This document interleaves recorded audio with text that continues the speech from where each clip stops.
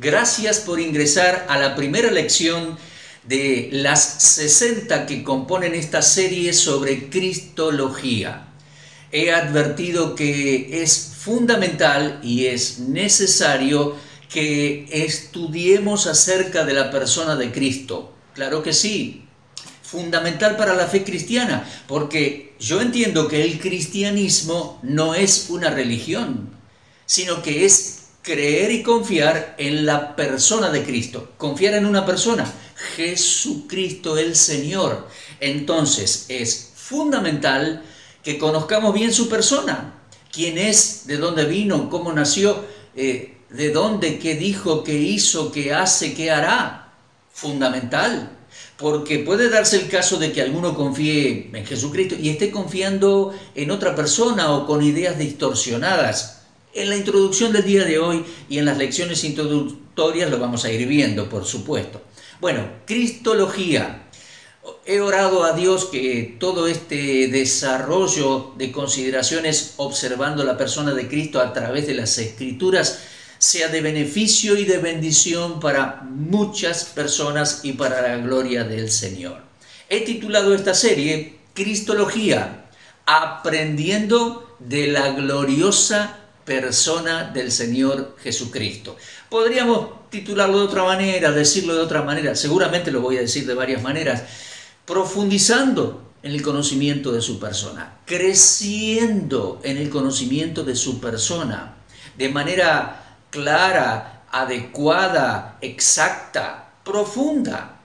Bueno, vamos a compartir esta lección introductoria. En primera instancia quiero compartir con ustedes, mencionarles 6 actitudes que tenemos que tener en la búsqueda de conocerle mejor, en la búsqueda de estudiar y conocer las Escrituras y conocer su persona. 6 actitudes. Bueno, número 1, aquí tengo anotado: debo procurar espíritu de sabiduría y que Dios alumbre los ojos de mi entendimiento para llegar a conocerle mejor, mientras oro, leo y estudio, obviamente, ¿no? Mire, amigo, usted puede leer en su casa Efesios 1, 15 al 19. Pablo había guiado a Cristo a los efesios. Pablo había tomado tiempo para estar con ellos e incluso puso en Éfeso una escuela bíblica. Cuando al tiempo les escribe a los Efesios, capítulo 1, 15 al 19, dice que está orando por ellos para que puedan profundizar en el conocimiento de la persona de Cristo, su persona, su poder, la herencia que tenemos en Él, la esperanza a la que nos ha llamado, la esperanza que nos ha dado. Así que, ¿cuán importante es? Claro que hay que orar, hay que leer las Escrituras y hay que estudiar las Escrituras, sí, pero debo procurar eso. ¿Sabe? Muchos evangélicos creen que ya conocen, que ya llegaron a saber, saben un poquito más que la tía, saben un poquito más que el vecino, sí, pero la Escritura nos desafía a crecer en el conocimiento de su persona. Así que yo debo orar y procurar leyendo y estudiando, crecer en el conocimiento de su persona y que Dios me conceda espíritu de sabiduría, que Dios alumbre los ojos de mi entendimiento para llegar a conocerle mejor. Número 1. Esa debe ser mi actitud primera. Segundo, debo procurar ser como aquellos habitantes de la antigua localidad de Berea. Usted lo puede leer en Hechos 17:11. Sucedió que Pablo salió de Tesalónica, allí había predicado el Evangelio y había fundado la iglesia de los tesalonicenses, salió y llegó a la localidad de Berea. Y les comenzó a predicar la palabra del Señor, comenzó a predicar el Evangelio. Y dice Hechos 17:11 que los de Berea eran más nobles que los de Tesalónica, porque escudriñaban, eso es investigar cuidadosamente, escudriñaban las Escrituras cada día para ver si las cosas eran así. Mire qué palabras, esta debe ser mi actitud. Número 1, escudriñaban. No es que leían superficialmente o distraídamente o de oídas, no, investigaban, escudriñaban, ¿qué? Las escrituras. Evidentemente ellos eran judíos y evidentemente tenían las escrituras del Antiguo Testamento. Moisés, los profetas y los salmos. Escudriñaban las escrituras cada día, dice el texto. No solamente el sábado cuando iban a la sinagoga, el Shabbat. Cada día lo hacían. ¿Y cuál era la actitud? Para ver si las cosas eran así. Nosotros debemos hacer lo mismo. Imitemos a ellos.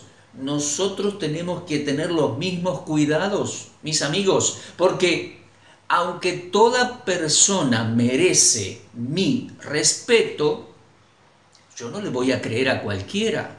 O yo, aunque toda persona merece mi respeto, y aún debo respetar al que yo me doy cuenta que está equivocado, toda persona merece mi respeto, yo no le voy a creer cualquier cosa que diga cualquier persona. Lo voy a constatar en las Escrituras. Debo investigar para ver si las cosas son así. Ellos escudriñaron cada día las Escrituras para ver si las cosas eran así. Y aprendiendo cristología, profundizando para conocer mejor quién es Él, el Señor Jesucristo, nosotros vamos a tener esta actitud. Número 3. Debo amar la verdad. Debo amar la verdad de Dios y debo aferrarme a la verdad de Dios por encima de todo, incluso pagando el precio, porque va a haber mucha gente que no lo va a comprender y nos va a cuestionar. Proverbios 23 dice: compra la verdad y no la vendas, no la cedas a bajo costo. Compra la verdad, paga el precio por encontrar eso tan precioso que es la verdad y la verdad de Dios en las Escrituras. Ah, mis amigos, en un mundo de mentiras, en un mundo de distorsiones, en un mundo de discusiones, qué valiosa que es la verdad. En un mundo donde influye el padre de la mentira, Satanás y sus demonios, ama la verdad. Mira, el Señor Jesucristo dijo: Padre, tu palabra es verdad. Después dijo: yo soy el camino, la verdad y la vida. Y también dijo en Juan 16:13 que el Espíritu Santo nos guiaría a toda verdad. Es más, en ese texto Él lo llama Espíritu de verdad. El Espíritu de verdad, Él iba a guiar a toda la verdad a los apóstoles que escribieron el Nuevo Testamento para nosotros. Estudiando la palabra, Moisés, los profetas, los salmos y el Nuevo Testamento, tenemos que procurar la verdad. Es su palabra, interpretarla bien. Y debemos buscar la guía del Espíritu Santo. El Espíritu de verdad nos va a guiar a toda verdad. Fundamental. Compra la verdad, paga el precio de investigar, de estudiar. Y una vez que lo encuentres, no cedas, no lo vendas barato. Ama la verdad de Dios, compra la verdad de Dios y no la cedas. Cuarta actitud, debo tener la suficiente humildad para reconocer mis propios errores. Claro, uno estudiando las Escrituras va a entender o que no sabía o que tenía ciertos conceptos que no eran exactamente adecuados. Bueno, debo tener humildad para eso y valentía para reconocer mis errores denominacionales, errores que heredé. Mis amigos, porque hubo alguien que me trajo a la fe, que me trajo a Cristo, me habló el Evangelio, me prestó unos libros, me recomendó una Biblia de estudio, yo acepté a Cristo con él o con ella, ingresé a una iglesia, a una organización, a un campamento, ahí me enseñaron una línea doctrinal, me recomendaron algunos libros, esos compré, fui guiado para entrar en una línea de enseñanza, pero puede ser, seamos maduros, seamos respetuosos. Puede ser que al estudiar las Escrituras por mí mismo y al profundizar y al estudiar, yo encuentre que pensaba de una manera equivocada, en un punto o en otro. Entonces, debo tener la necesaria humildad y la necesaria valentía para reconocer mis propios errores. Incluso debo despegarme del error, debo corregirlo, debo corregirme. ¿Se da cuenta? Bueno, punto número 4. Cuarta actitud, debo tener la necesaria humildad para reconocer mis propios errores, superarlos. Quinta actitud, debo distinguir siempre entre lo que es una declaración bíblica y lo que es una conjetura bíblica. Esto es muy importante, ¿eh? Muy importante. Mire, debo entender la diferencia, distinguir lo que la Biblia claramente dice, es una declaración clara, bíblica, pero hay ciertas cuestiones o ciertos conceptos que nosotros tenemos, que hemos llegado a esos conceptos con conjeturas o con deducciones. Bueno, llegado el momento, en cada punto de enseñanza y de estudio, si es necesario, yo le voy a marcar la diferencia. Si es necesario, yo le voy a marcar la diferencia. Otros también podrían marcármelo a mí. Una cosa es lo que claramente la Biblia dice, y otra cosa son las conjeturas bíblicas, es decir, deducciones, considerando el trasfondo, algunos indicios, algunos datos. Uno deduce ciertas cosas. Es importante mantener la diferencia. A lo que la Biblia dice claramente, hay que sostenerlo como una convicción clara. Y lo que llega al campo de la conjetura, mantenerlo como una conjetura. Sexta actitud.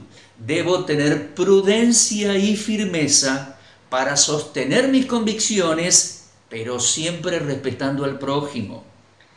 Debo tener prudencia y firmeza para sostener mis convicciones, pero siempre respetando al prójimo. Bueno, 60 lecciones de Cristología. Vamos a aprender mucho. Vamos a profundizar en el conocimiento del Señor a través de las Escrituras. El Espíritu Santo de Dios nos va a guiar, nos va a instruir. Cristología. Bueno, pero ¿qué es eso de Cristología? Vamos a hacer algunas explicaciones introductorias.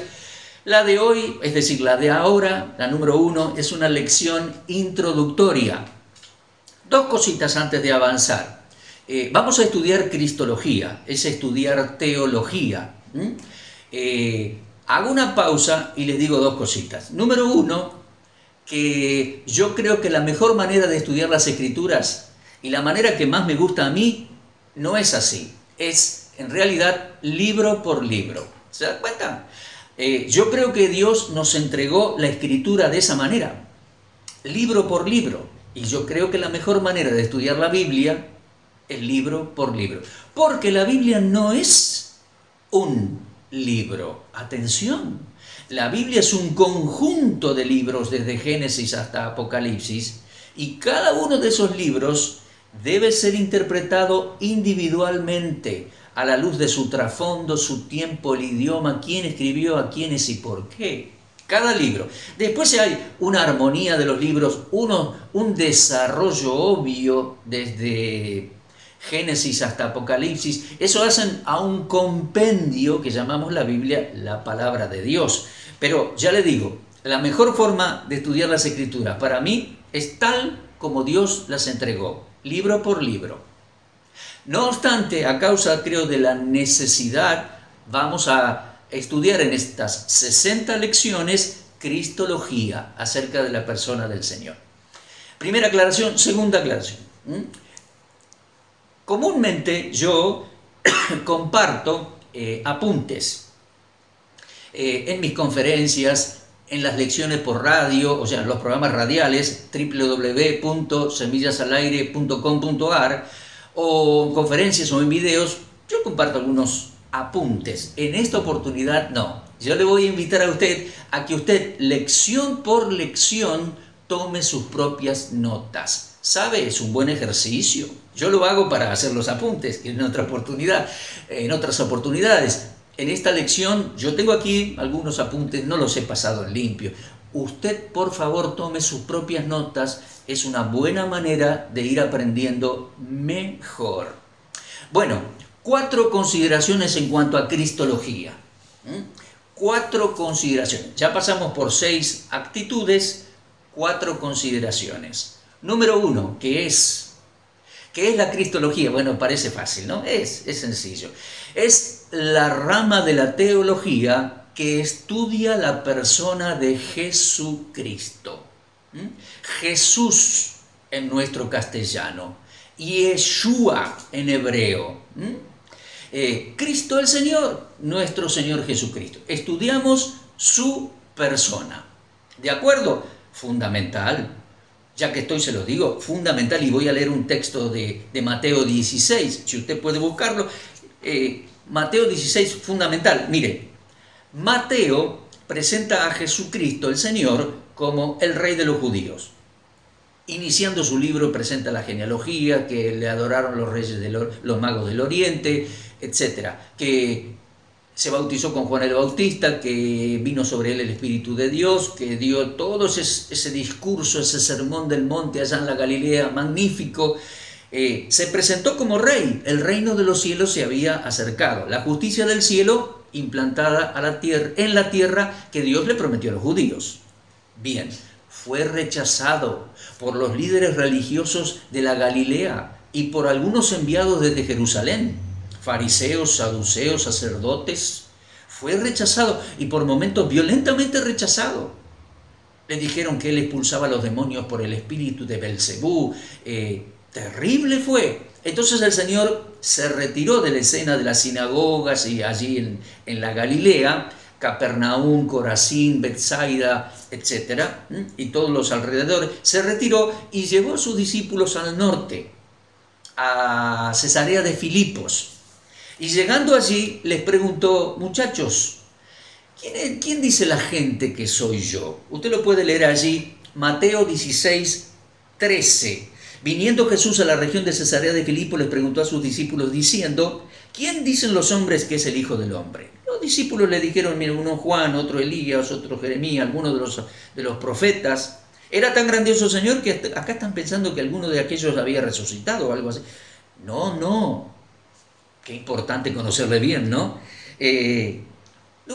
Versículo 15. Y entonces él les dijo: ¿y vosotros? ¿Quién decís que soy yo? Pregunta fundamental, querido amigo, fundamental. En aquel momento dio un paso al frente Simón Pedro y respondió correctamente.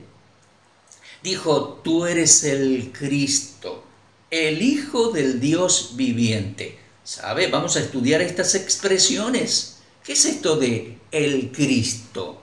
¿Qué es esto del Hijo del Dios viviente?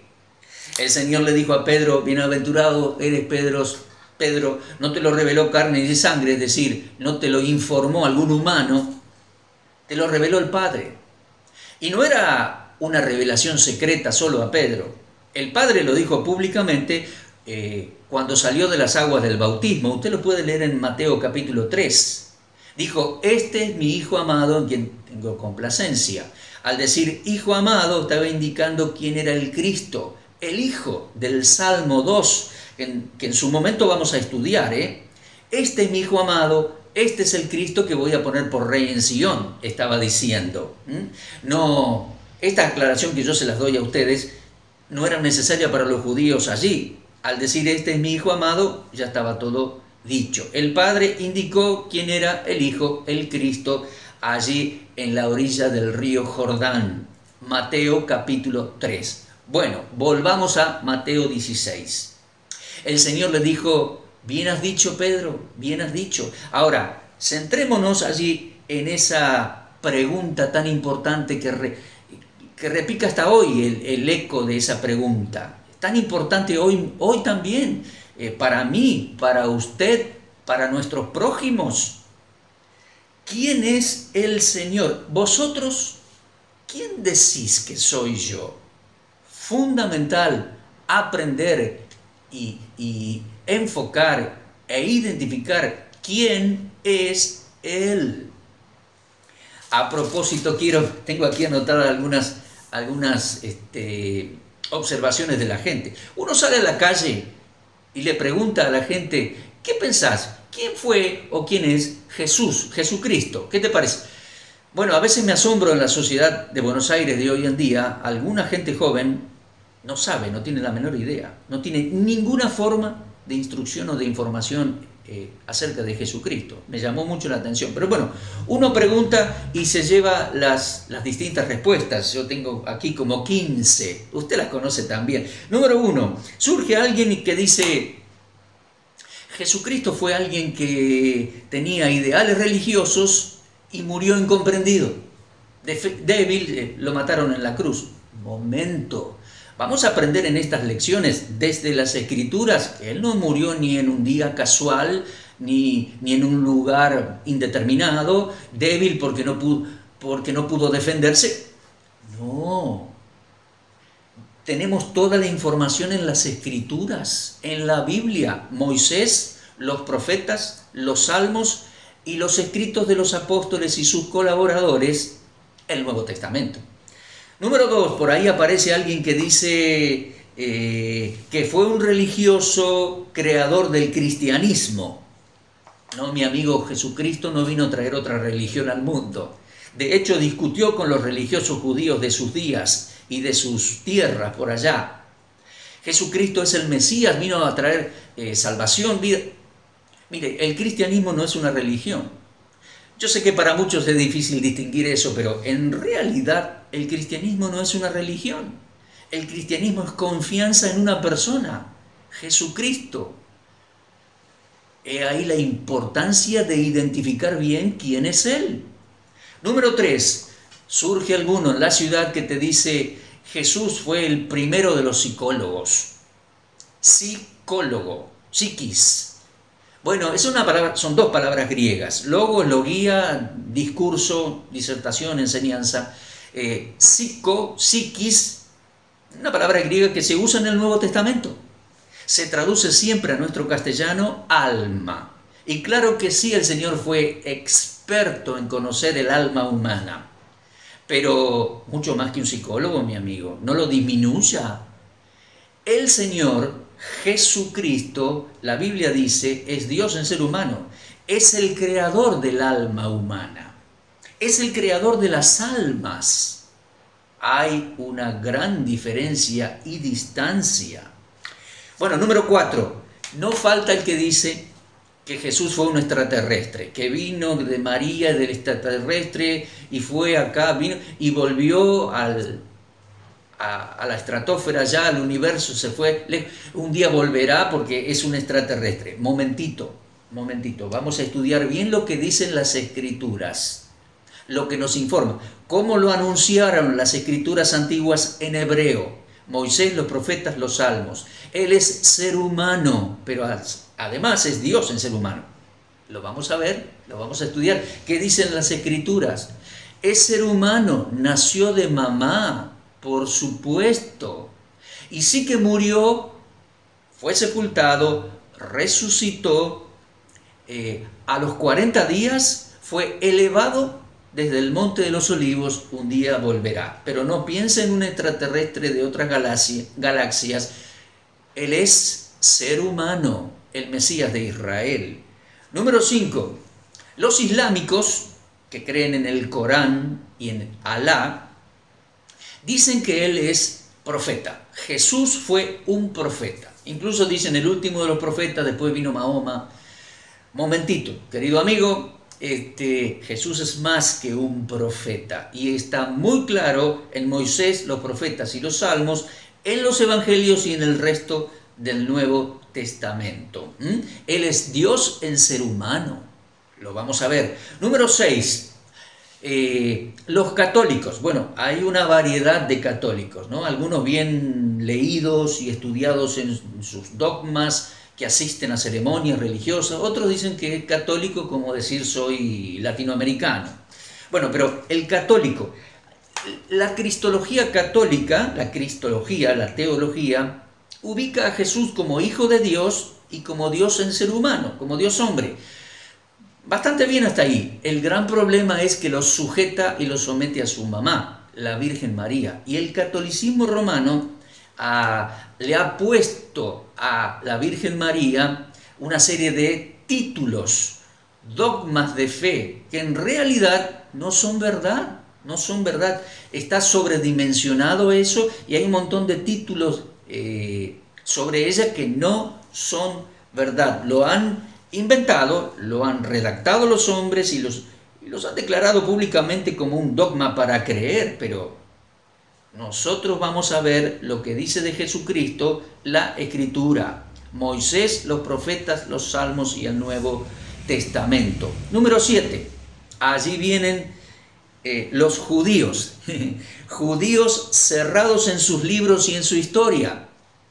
¿Qué especial el pueblo judío? Por siglos se ha encerrado en su familia, en su sinagoga, en sus libros en hebreo, en sus rezos, en sus cánticos, y muchos de ellos no quisieron creer que Jesús sea el Mesías. Y ahí vienen ellos y dicen que fue un falso Mesías. Dicen que los cristianos fueron seguidores idólatras de un falso Mesías. Y además, gran verdad tienen, porque muchos seguidores o que dicen seguir a Cristo tienen estatuas, tanto sea de él en la cruz o de su mamá, o una serie de estatuas, lo cual está prohibido por la palabra de Dios. Y además los judíos van a decir, los cristianos, en realidad está hablando de los papas de Europa, enviaron aquí ejércitos, los cruzados que vinieron a matar gente,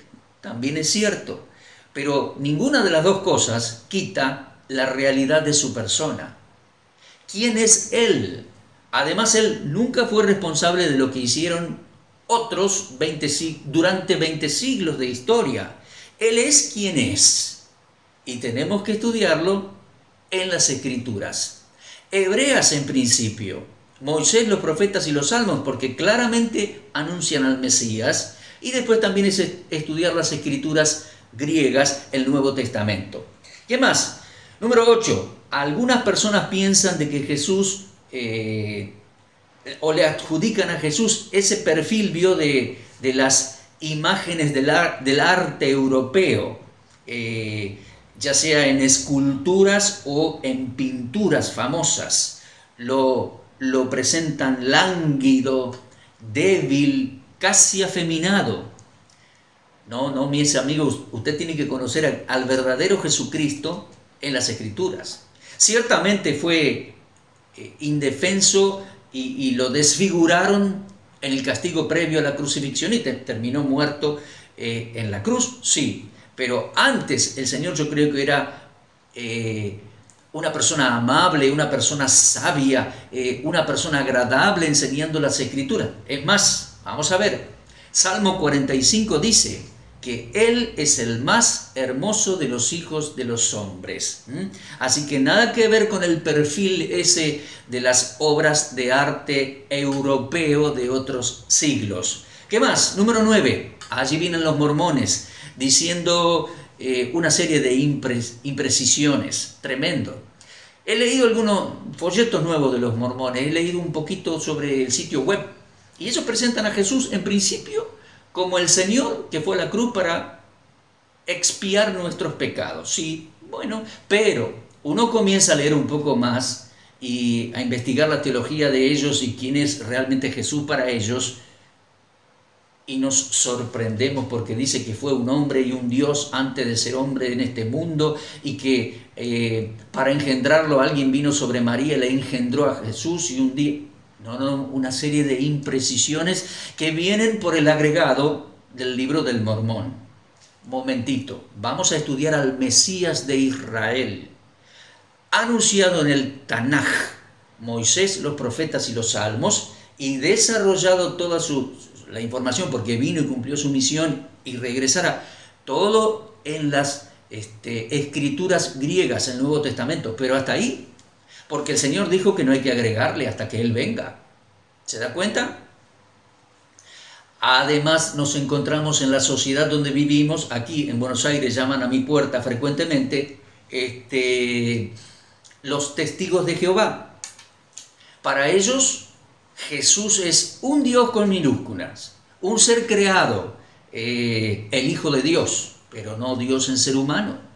Bueno, están un poco desenfocados y es casi por lo mismo que los anteriores. Es por lo mismo que los anteriores, es decir, por el agregado de revistas de teología y el agregado de libros de teólogos y de teología llegaron a esas conclusiones equivocadas, llegaron a esas distorsiones. Vamos a considerar claramente, porque claramente lo presenta, quién es el Señor desde las Escrituras, Antiguo Testamento, Nuevo Testamento y ningún agregado más. Ciertamente podemos tener y leer algún libro bueno que enseñe. Sí, cuando me refiero a ningún agregado más, me refiero a ningún otro libro que contradiga a los anteriores. El Nuevo Testamento no contradijo el Tanaj de los judíos. Lo desarrolló, es perfecto, es complementario, no lo contradice. Entonces, nosotros estudiamos de la persona de Jesucristo, el Mesías de Israel, el Salvador de todo aquel que cree, el Señor que es cabeza de la iglesia, lo estudiamos de las Escrituras bíblicas, el Antiguo Testamento y el Nuevo Testamento, sin contradicciones entre esas Escrituras. ¿Qué creen las personas? Ahí viene otro ¿Quién es de la Jesús? ciudad. Y nos dice que cree que él es un religioso bueno, carismático, con música pop. Bueno, a eso hay que hacerle muchos ajustes, ¿eh? Número 14. Aparecen otros que nos dicen que él fue el primero de los socialistas, porque defendió a los pobres. Ciertamente el Mesías de Israel, anunciaba Isaías 11, arguirá con justicia y equidad por los pobres y mansos de la tierra. Y eso está en el Sermón del Monte, por ejemplo, en Mateo capítulo 5. Claro que sí, pero no en el contexto de política. Vamos a ver bien en qué contexto religioso bajo la ley de Moisés. Y además vamos a ver que cuando Él venga será rey y rey de reyes. Le van a tributar honores y en su reino, cuando Él reine, no va a haber pobres. Ya no se ensayarán más para la guerra, no va a haber gastos militares, ni de entrenamiento, ni de armas para la guerra. Todo eso va a ser puesto al servicio de un enorme despertar de trabajo agropecuario. Y entonces el mundo será una bendición cuando Él venga a reinar. Número 14. Hasta ahí llegamos, podríamos avanzar con algunas otras opiniones. Pero qué importante, en medio de estas distorsiones tan diversas, opiniones tan diversas, hoy en día, qué importante es conocer correctamente quién es el Señor Jesucristo. ¿Y vosotros, quién decís que soy yo?, dijo Él. Y usted, mi amigo, ¿quién dice que es el Señor? Bueno, número 1. Cristología es la rama de la teología que estudia la persona de Jesucristo. Número 2. Él es Jesús el Mesías. Vamos a ver esas palabras, a partir de la lección siguiente, la número 2. Él es Yeshua HaMashiach. ¿Oyó? Jesús el Mesías de Israel, el Salvador del mundo. Mis amigos, se lo digo de nuevo, vamos a estudiar lo que de él dicen Moisés, los profetas, los salmos y el Nuevo Testamento. A propósito, en Lucas 24, una vez que él había ya resucitado, les explicó a sus discípulos, a los 2 discípulos del camino de Emaús, a los 11 reunidos más toda la compañía, y varias veces les explicó, usted lo puede leer en Lucas 24, 25 al 27, Lucas 24, 44, les explicó todo lo que de él decían Moisés, los profetas y los salmos. Quiero decirle algo. Nuestros libros de teología cristiana evangélica carecen un poquito de todo este estudio, porque nosotros como cristianos y como iglesia nos enfocamos mucho sobre el Nuevo Testamento, está correcto, pero vamos a profundizar un poquito más en cuanto a quién es Él, estudiando desde los anuncios de Moisés, los profetas y los salmos, tal como Él lo dijo. ¿De acuerdo? muy importante. Número 3, nos vamos a enfocar en su persona. Ya se lo dije varias veces, pero debo aclararle algo. En determinado momento, el estudio va a estar relacionado con otras personas, por ejemplo la Trinidad. ¿Por qué? Porque así lo requiere su persona, el enfoque, el estudio de su persona. Porque él habló del Padre y porque él habló del Espíritu Santo. Claro, entonces vamos a hacer el estudio relacionado con estas dos personas, el Padre y el Espíritu Santo. En determinado momento vamos a estudiar cristología, sí, pero lo vamos a relacionar con soteriología, las doctrinas de salvación, porque Él es el Salvador.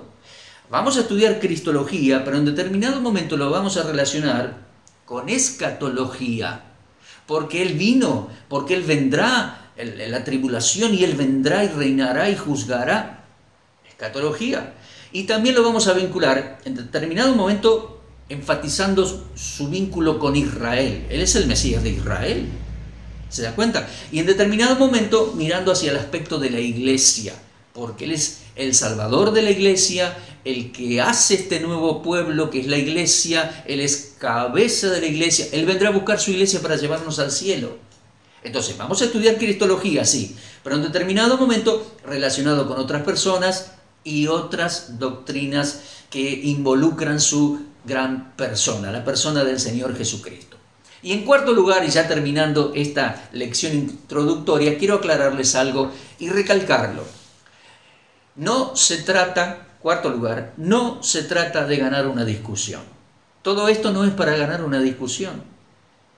No, mi amigo, se trata de conocerle a Él, al Señor Jesucristo.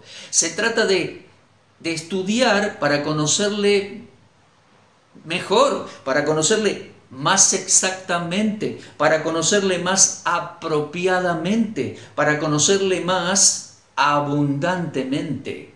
Mis amigos, recuerdo ese texto en Juan 17:3, orando el Señor.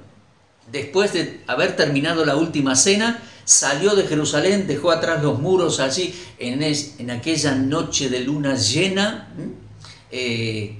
Juan 17:3 levantó los ojos al cielo, oró aquella gran oración y le dijo: Padre, santifícalos en tu palabra es verdad, etc. Pero en el versículo 3 él dijo: esta es la vida eterna, que te conozcan a ti, el único Dios verdadero, y a Jesucristo a quien has enviado. ¿Lo ve? ¿Lo oye? ¿Lo lee? Esta es la vida eterna, que te conozcan a ti, Dios Padre, y a Jesucristo a quien has enviado.